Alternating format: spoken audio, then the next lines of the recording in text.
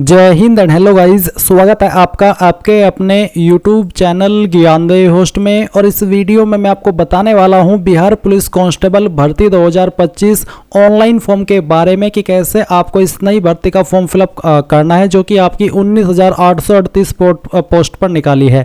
इस वीडियो के अंदर आपको रजिस्ट्रेशन से लेकर के प्रिंट तक स्टेप बाय स्टेप पूरी जानकारी दी जाएगी, जिससे कि आप इस फॉर्म को बिना किसी मिस्टेक के भर पाएंगे। तो चलिए शुरू करते हैं गाइज। अगर आपने अभी तक वीडियो को लाइक शेयर नहीं किया हो तो कर दीजिए, और चैनल के ऊपर पहली बार विजिट किए हो तो चैनल जरूर सब्सक्राइब कर लेना, क्योंकि जब तक ये भर्ती का प्रोसेस कंप्लीट नहीं हो जाता तब तक आपको इसके बारे में सभी अपडेट दिए जाएंगे। इसके बाद जो लिंक मैंने आपको वीडियो के डिस्क्रिप्शन में दिया है आप ओपन करेंगे। ओपन करने के बाद आपको जानने को मिलेगा कि इसमें 19,838 वैकेंसी निकाली गई है, जिसके फॉर्म आप लोग 18 मार्च 2025 से लेकर के 18 अप्रैल 2025 तक भर पाएंगे। कौन सी कैटेगरी के लिए कितनी वैकेंसी, उसकी पूरी जानकारी आप यहाँ पर चेक कर सकते हैं। अप्लाई करने के लिए आपसे 12वीं पास की योग्यता मांगी है, और कैंडिडेट इसमें ऑल इंडिया से अप्लाई कर सकते हैं।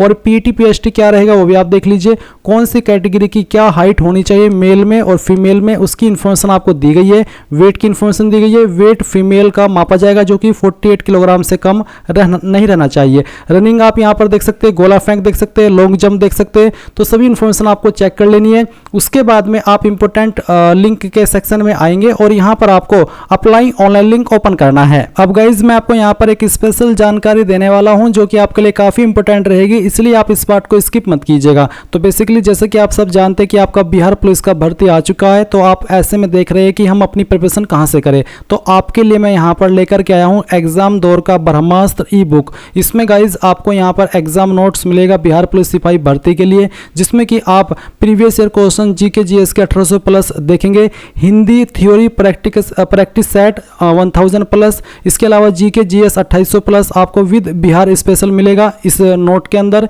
इसके अलावा मैथ्स के आपको 500 प्लस विद इजी सॉल्यूशन, यानी कि इसके साथ में आपको 500 प्लस इसमें क्वेश्चन मिलेंगे। तो टोटल आपको 6000 प्लस इसमें पर्सन मिलने वाले हैं, और ये आपका सिर्फ 99 रुपये में आपको मिल रहा है। और ई बुक पीडीएफ है, आपको कुछ इसमें कहीं से बुक परचेज करने की आवश्यकता नहीं है। सिंपली आप पीडीएफ परचेज करके इसका अगर प्रिंट निकलवाना चाहिए तो निकलवा सकते हैं। तो काफ़ी कुछ आपको इसमें सिर्फ 99 रुपये में मिल रहा है। ऐसे ऑफर आपको बार बार नहीं मिलते। एग्जाम दौड़ने जो एक्सपर्ट है उनके देख रेख के अंदर इस नोट को तैयार किया है। आपको इस वीडियो के डिस्क्रिप्शन में बाय करने का लिंक दिया है। जैसे ही आप उसको ओपन करेंगे आपके सामने कुछ ऐसा इंटरफेस आएगा।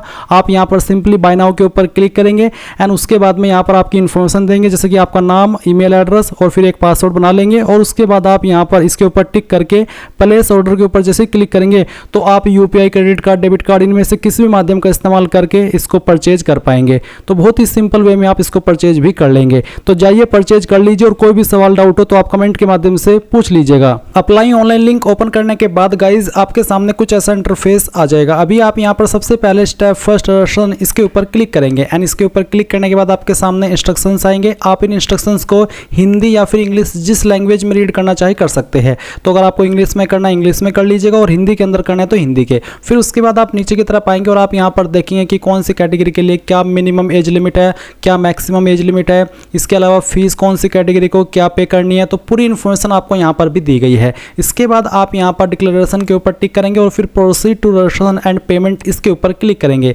अब गाइज आपको यहाँ पर आपकी रजिस्ट्रेशन की इन्फॉर्मेशन देनी है। तो सबसे पहले आपको यहाँ पर एप्लीकेंट का फर्स्ट नेम, यानी कि आपका पहला नाम डालना है, और उसके बाद में मिडिल नेम। अगर मिडिल नेम नहीं है तो खाली छोड़ दीजिएगा, और फिर उसके बाद जो भी आपका लास्ट नेम है वो आप एंटर करिएगा।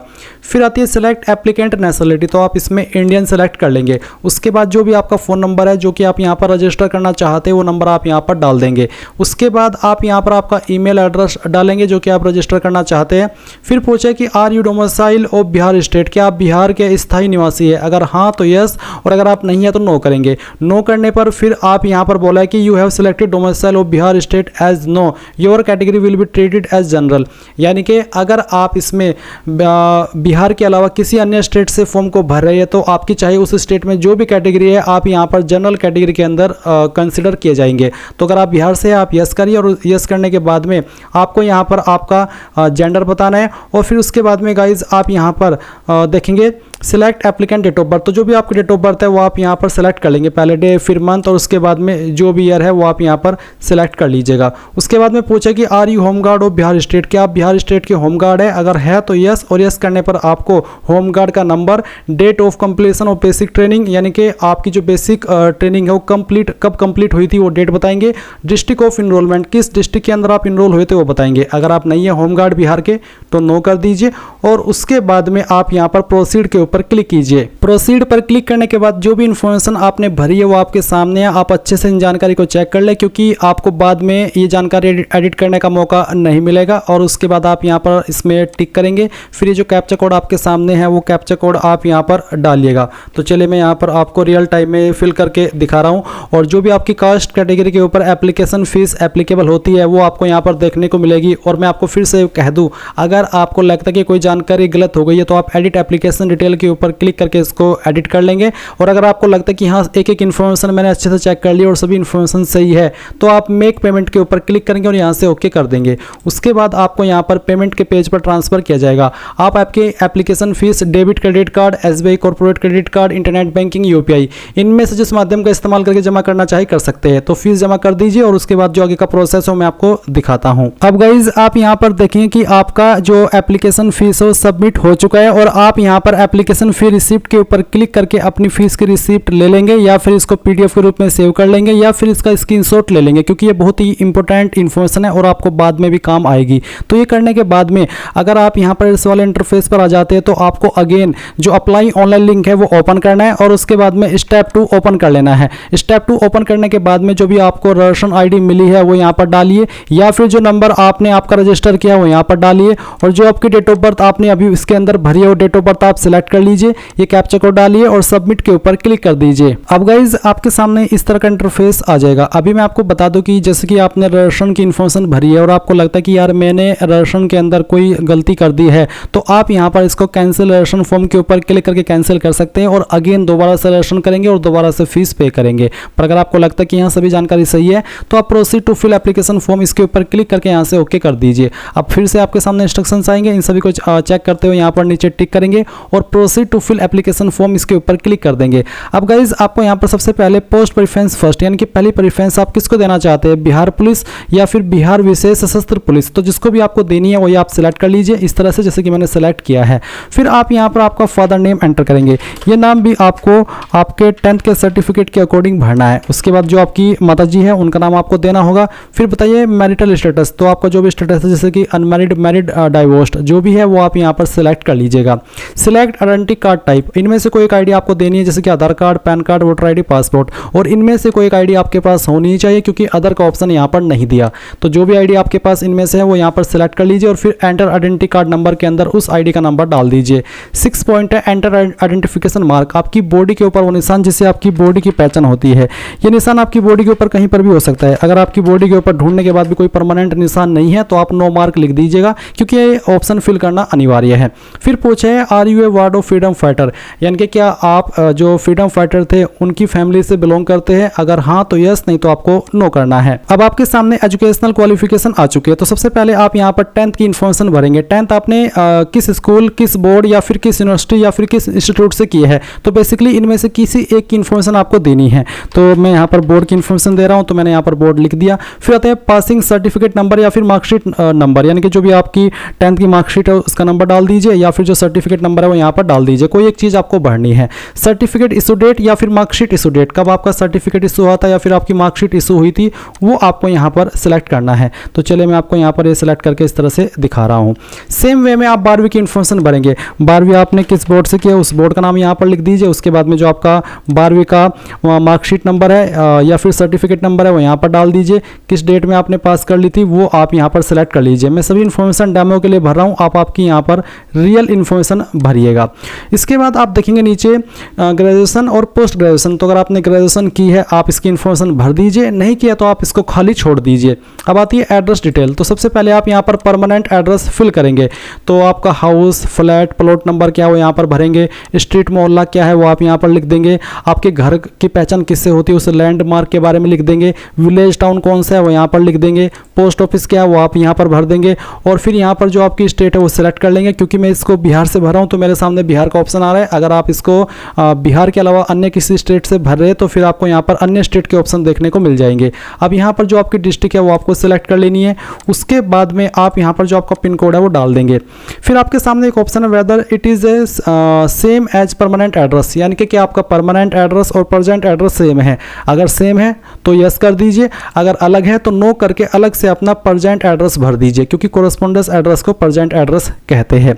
फिर आप नीचे की तरफ आएंगे, यहाँ पर देखेंगे डिक्लेरेशन ऑफ क्रिमिनल केसेस। तो कुछ सवाल आपसे पूछे, जैसे कि have you ever been banned by UPSC, SSC और एसपीएससी और सीएसबीसी और एनी रिक्रूटमेंट बोर्ड, यानी कि क्या आप इनमें से किसी बोर्ड के द्वारा ब्लैक लिस्ट या फिर बैन किए गए हो कभी भी एग्जाम में बैठने से। अगर हाँ तो यस, नहीं तो आप नो करेंगे। अगला सवाल है क्रिमिनल प्रोसीडिंग डिटेल का। तो सवाल है कि वेदर एनी एफआईआर और criminal case has ever been registered against you, क्या आपके ऊपर कभी कोई एफआईआर या फिर कोई क्रिमिनल केस दर्ज हुआ है कभी भी पूरी लाइफ में। अगर हाँ तो यस, नहीं तो आप नो करेंगे। फिर है have you ever been arrested detained in any criminal case, क्या आप कभी किसी केस के अंदर डिटेन यानी कि हिरासत में ले गए हो या फिर अरेस्ट किए गए हो। भले ही आपके ऊपर एफआईआर दर्ज ना हुई हो, पर अगर आप हिरासत में या फिर अरेस्ट किए गए हो तो भी आप यहाँ पर यस कर सकते हैं, नहीं तो आप नो करेंगे। एक और सवाल है कि whether any criminal complaint case और एफआईआर और क्रिमिनल केस आपके ऊपर पेंडिंग है कोई कोर्ट के अंदर। अगर हाँ तो यस, नहीं तो आप नो करेंगे। फिर है कि क्या आप कभी ट्राइड एंड कन्विक्टेड और एक्विटेड, यानी कि किसी केस के अंदर आप दोषी पाए गए हो या फिर आपको सजा हुई हो। अगर हाँ तो यस, नहीं तो आप नो करेंगे। इसके बाद में एक और सवाल है कि have you ever been tried and convicted by the court by filling any bond for good behaviour etc, यानी कि गुड बिहेवियर के लिए क्या आपने कभी कोई बॉन्ड फिल किया है। अगर हाँ तो यस, नहीं तो आप नो करेंगे। तो बेसिकली आप इन सभी ऑप्शन में नो करेंगे। इसके बाद देखेंगे फोटो एंड सिग्नेचर। फोटो के लिए आपको बोला है कि आपका फोटो 2 महीने से पुराना नहीं होना चाहिए। File must be JPG only, यानी कि फाइल टाइप जेपीजी का होना चाहिए। क्वालिटी आपकी फोटो की गुड होनी चाहिए। इसके अलावा फोटो का साइज 500 KB से कम रहना चाहिए। एंड किस तरह का फोटो एक्सेप्ट होगा वो आप यहाँ पर देख ही सकते हैं। अब आपको चूज फाइल के ऊपर क्लिक करना है और जहां पर भी आपकी फोटो फाइल है वो आपको सेलेक्ट करनी है। मैं इस फॉर्म को डेमो के लिए भरा हूं तो मैं यहाँ पर एक रैंडम फाइल सेलेक्ट करता हूं, ओपन करता हूं, इस तरह से फोटो आ जाएगा। फिर आप यहाँ पर सिग्नेचर अपलोड करेंगे, पहले इंग्लिश वाला और फिर आपका हिंदी वाला। और आपको ये सिग्नेचर व्हाइट पेपर के अंदर करना है और जो ब्लैक इंक है उसका इस्तेमाल आपको करना है। तो पहले आप इंग्लिश वाला सिग्नेचर सेलेक्ट करेंगे, तो जहां पर भी आपकी साइन की फाइल है सेलेक्ट कीजिए, ओपन कीजिए, आपका सिग्नेचर यहाँ पर आ जाएगा। उसके बाद में जो आपका सिग्नेचर हिंदी वाला है वो हिंदी वाला सिग्नेचर आप सेलेक्ट कर लेंगे। मैं इस फॉर्म को डेमो के लिए भरा हूं तो मैं यहाँ पर एक रैंडम फाइल ही सिलेक्ट कर लेता हूं, क्योंकि मैं सिर्फ आपको भर करके दिखा रहा हूं। पर आप यहाँ पर आपका हिंदी का सिग्नेचर, बेसिकली हिंदी में आपको नाम ही लिखना होता है, हिंदी का कोई सिग्नेचर होता नहीं, सिग्नेचर तो इंग्लिश में ही होता है। और उसके बाद आप यहाँ पर प्रोसीड के ऊपर क्लिक करेंगे। अब गाइज आपने जो भी जानकारी अभी तक भरी है उसका प्रीव्यू अगेन आपके सामने आप एक एक करके सभी इन्फॉर्मेशन चेक कर लें और जब आपको लगे कि यहाँ सभी जानकारी सही है तो ही आप यहाँ पर नीचे इसके ऊपर टिक करिएगा। और फिर जो आपके सामने कैप्चा कोड आ रहा है, कैप्चा कोड आप यहाँ पर फिल करिए।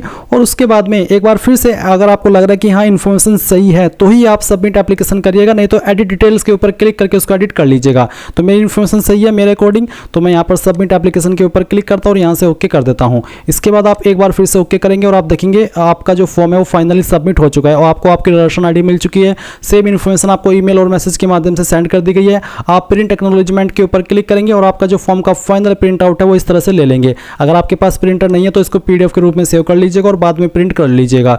इस प्रकार से आप लोग Bihar police constable online form 2025 को भरेंगे। आई होप ये प्रोसेस आपको पसंद आया होगा।